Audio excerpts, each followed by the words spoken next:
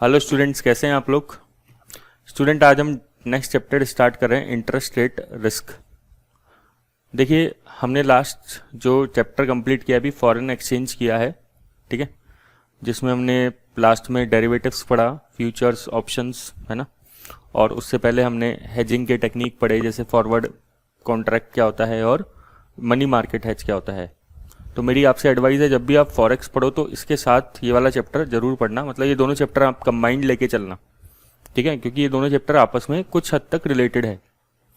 Second thing ये है कि हम लोग इन दोनों के क्वेश्चंस एक साथ करेंगे एग्जाम किट के। वैसे तो स्टडी टेक्स्ट तो पूरा करवा दिया इसका, एग्जाम किट के क्वेश्चन आप सोच रहे होंगे कि कब कंप्लीट होंगे फॉरेक्स के, तो वो दोनों, ये दोनों चैप्टर्स के मिक्स है एग्जाम किट के, चाहे सेक्शन ए बी सी तीनों के अंदर मिक्स आते हैं ये दोनों चैप्टर्स।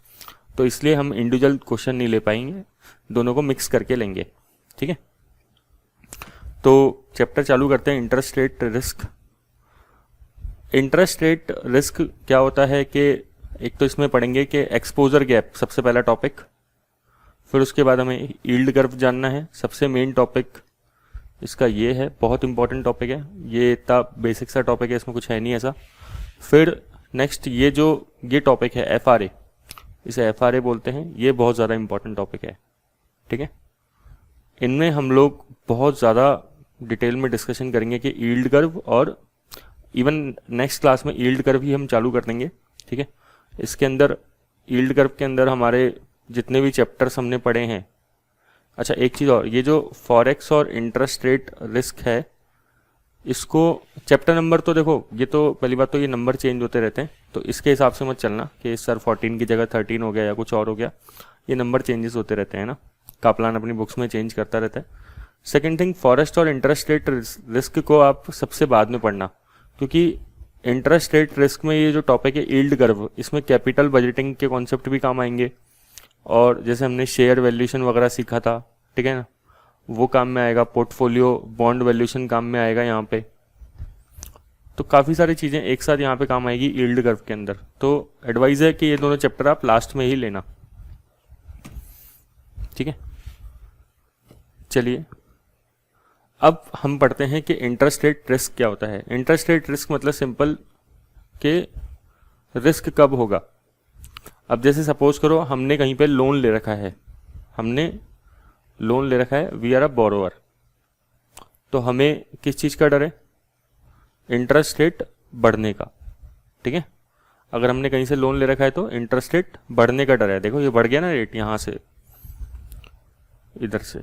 और अगर हमने कहीं पे पैसा डिपॉजिट कर रखा है तो हमें इंटरेस्ट रेट गिरने का डर है, ठीक है, कि इंटरेस्ट गिर ना जाए। क्लियर क्या।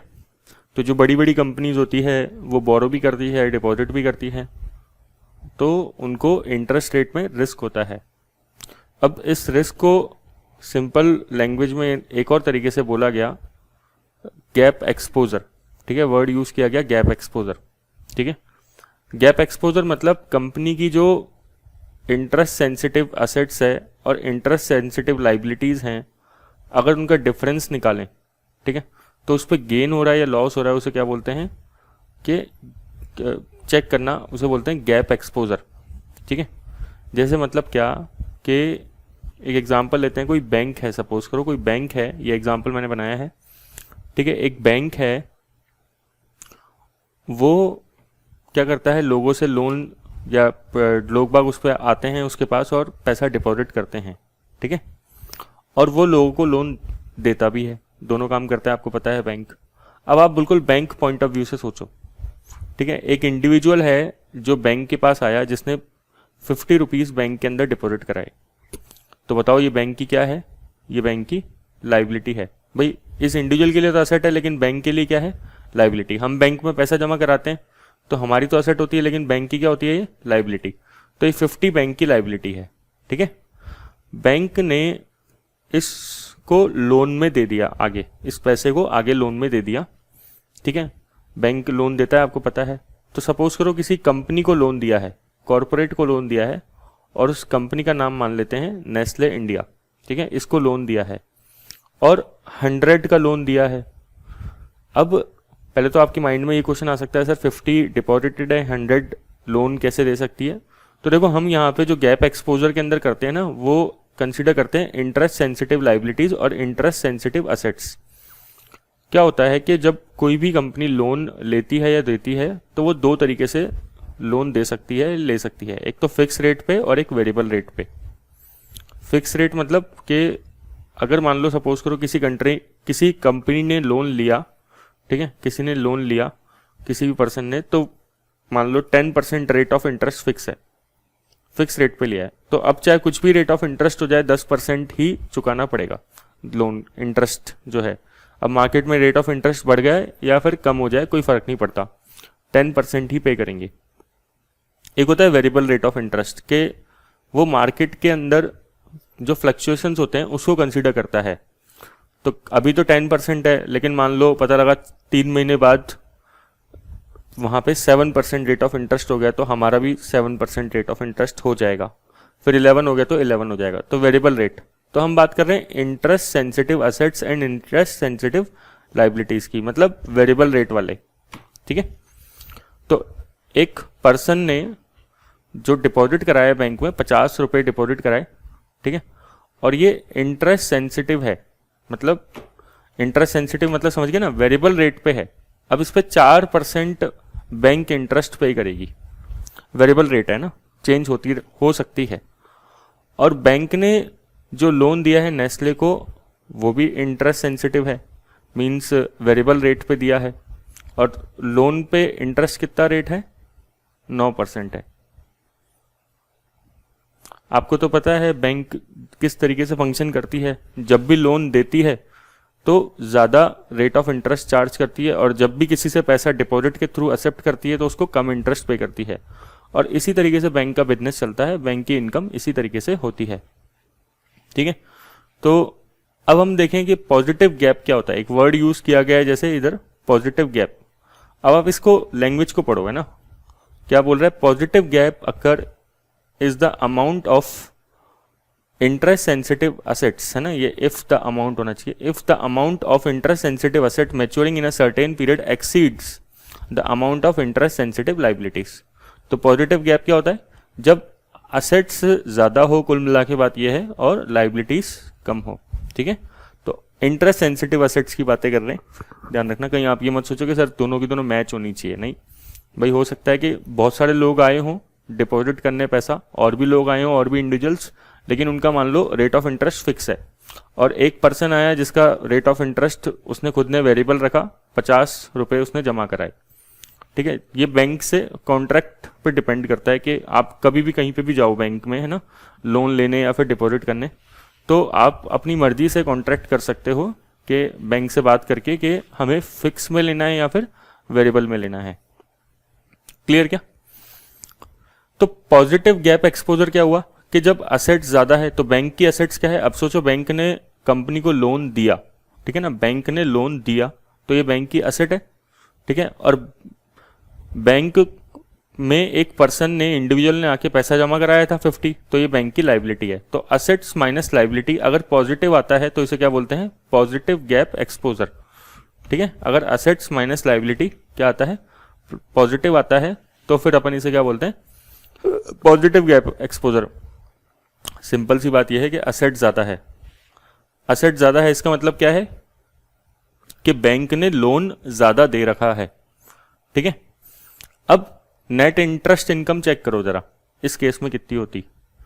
अब बैंक ने लोन दिया था 100 का, उस पर 9% इंटरेस्ट जो है नेस्ले पे करेगी बैंक को, तो ये बैंक की इनकम है। तो बैंक की इनकम कितनी है, 9 की, ठीक है। और बैंक उस इंडिविजुअल को इंटरेस्ट पे करेगा 4% की रेट से, तो 50 का 4% कितना हो गया, 2। तो बैंक की नेट इंटरेस्ट इनकम कितनी हो गई, 7, ठीक है। ये वेरिएबल रेट्स हैं सारी की सारी। अब क्या हुआ, बाद में पता लगा कि इंटरेस्ट रेट 1% से बढ़ गई, ठीक है ना। अब इंटरेस्ट रेट 1% से बढ़ गई मतलब दोनों की दोनों बढ़ गई, इधर 4 की जगह 5 हो जाएगा और इधर 9 की जगह कितना हो जाएगा, 10 हो जाएगा, ठीक है। ऐसा हो गया तो अब क्या होगा, बैंक को जब मिलेगा इंटरेस्ट तो कितना मिलेगा, 100 का 10% मीन्स 10, और बैंक को पे कितना करना पड़ेगा, 50 का 5% मीन्स 2.5। तो बैंक की इनकम हो गई कितनी, 7.5 की। तो इस केस में पहले जितनी इनकम थी 7 से 7.5 हो गई। तो सर इसमें क्या बताना चाहते हो आप? मैं भी यही पूछ रहा हूँ कि क्यों दिया है, ज़बरदस्ती दिया है, मतलब होशियारी दिखाने के लिए कि देखो हमें कुछ नए टर्म्स पता हैं, ठीक है, इसलिए मुझे एग्जाम्पल बनाना पड़ा। बट रियलिटी में इसका कोई मीनिंग थोड़ा है। क्या मतलब है इसका? देखो सिंपल मीनिंग ये है कि अगर किसी की असेट ज़्यादा है, अब असेट मतलब यहाँ पे अपन लोन्स की बात कर रहे हैं कि किसी ने लोन लोगों को ज़्यादा बांट रखे हैं। ध्यान सुनना, अब इन सारे फिगर्स को भूल जाओ आप, है ना, और एकदम लेमैन पर्सन की तरह कॉमन सेंस से सोचो, ठीक है, फिगर्स नहीं यूज़ करो। अब एक कोई भी इंडिविजुअल है, कोई भी ऑर्गेनाइजेशन है, उसने लोगों को ज़्यादा लोन दे रखा है, मीन्स उसका एक्सपोजर क्या है? पॉजिटिव है, ठीक है, उसने कुछ लोन ले भी रखा है और लोगों को लोन दे भी रखा है, ठीक है ना, बैंक ही मान लो। तो और उसने क्या है, कुल मिला के ज़्यादा लोगों को लोन दे रखा है, ले कम रखा है, और लोगों को लोन दे ज़्यादा रखा है। तो अब मैं आपसे पूछता हूँ एक क्वेश्चन कि अगर रेट ऑफ इंटरेस्ट बढ़ जाएगी, तो उसे खुश होने की जरूरत है या दुखी होने की जरूरत है? सोचो आप ध्यान से, बिना कोई फिगर के। अगर रेट ऑफ इंटरेस्ट बढ़ जाएगी तो उसे खुश होने की जरूरत है, मतलब वो खुश होगा या दुखी होगा? सर बिल्कुल खुश होगा। क्यों? क्योंकि उसने लोन लोगों को ज्यादा दे रखा है, ठीक है ना, लोगों को लोन ज्यादा दे रखा है तो उसको फायदा हो जाएगा कुल मिला के, क्योंकि उसको इनकम ज्यादा होगी, ठीक है ना। तो हाँ, लेकिन अगर नुकसान कब होता? नुकसान तब होता जब interest rate fall bye maturity. अगर ये इंटरेस्ट रेट कम हो जाती, गिर जाती, तो फिर लोगों से इंटरेस्ट कम आता, ठीक है, ब्याज जो इनकम थी वो कम आती, और जो जाता वो ज्यादा जाता, मतलब जाता भी है ना, तो फिर वो माइनस करने पे क्या आ जाता है? नेगेटिव आ जाता। तो बस आप सिंपल इतना सीख लो, ये एग्जाम्पल से आराम से समझ सकते हो। और नेगेटिव एक्सपोजर क्या होगा? नेगेटिव एक्सपोजर आप अंदाजा लगा सकते हो जब लाइबिलिटीज ज्यादा हैं बट असेट्स कम है। मतलब एक पर्सन ने लोन ज्यादा ले रखा है और डिपॉजिट्स कम है, जैसे लोगों की नॉर्मल जिंदगी में होता है ना, ठीक है, कि उसकी ईएमआई ज्यादा होती है और बैंक में जो फंड्स होते हैं वो डिपॉजिट कम होते हैं। नॉर्मल सैलरीड पर्सन के साथ कई बार आप देखो, जो आजकल मिडिल क्लास के साथ हो रहा है, वो क्या हो रहा है कि एक पर्सन की लाइबिलिटीज क्या है? ज्यादा है, उसके ऊपर कार का भी लोन है, हाउसिंग लोन भी है, उसने दूसरी ईएमआईज भी चला रखी हैं, तो वो सारी की सारी दुनिया भर के उसके ऊपर कर्जे हैं, बट उसके जो बैंक में बैलेंस है वो कम है। तो अब उसको दिक्कत क्या आएगी? जैसे ही इंटरेस्ट रेट अगर बढ़ेगा, ठीक है, तो एक तरफ उसे दुखी होने की जरूरत है। दुखी होने की क्या जरूरत है कि भाई उसको कार की ईएमआई अब ज्यादा पे करनी पड़ेगी, हाउसिंग लोन की भी ईएमआई ज्यादा पे करनी पड़ेगी। लेकिन थोड़ा सा खुश हो सकता है कि बैंक में उसको जो उसका फंड्स जमा है अगर है तो उसको इंटरेस्ट मिल रहा है उस पर थोड़ा सा ज्यादा। लेकिन नेट में क्या होगा? नेट में वो पर्सन दुखी ही रहेगा, ठीक है। तो बहुत ही कॉमन सेंस वाली बातें हैं। क्लियर क्या? तो गैप एक्सपोजर हमने समझा। कंपनीज को ध्यान रखना कि इंटरेस्ट रेट, बहुत तरह के रिस्क हो सकते हैं इंटरेस्ट रेट के अंदर, अलग अलग टाइप के रिस्क हो सकते हैं। कि जैसे मैं आपको बताऊं, 2-3 एग्जांपल लूं कि कई बार कंपनी है ना, जैसे आज सोचे कि आज लोन लेना चाहिए ना, आज रेट ऑफ इंटरेस्ट 10% चल रही है, ठीक है ना, कंपनी ने देखा कि आज रेट ऑफ इंटरेस्ट कितनी चल रही है? 10% चल रही है। बट कंपनी देखती है कि यार अभी फंड्स जरूरत नहीं आएगा, ठीक है ना, जो स्टार्टिंग के 2 मंथ्स हैं मान लो, या 6 मंथ्स मान लो, 6 मंथ्स तक फंड यूज नहीं आएगा अगर हम ले लेते हैं तो। लेकिन कंपनी के माइंड में अभी ये भी चल रहा है कि रेट ऑफ इंटरेस्ट जो है ना, 6 महीने बाद अगर लेने जाएंगे तो 11% हो जाएगी। समझ रहे हो बात को? तो अगर कंपनी, अब कितनी ज्यादा कॉम्प्लेक्स सिचुएशन आ गई कि अगर कंपनी अभी लोन ले ले तो चलो उसको 10% पे तो मिल जाएगा, लेकिन अगले 6 महीने तक उसके फंड्स क्या रहेंगे? आइडल रहेंगे, उसको कुछ यहाँ पे यूज नहीं होगा, ठीक है।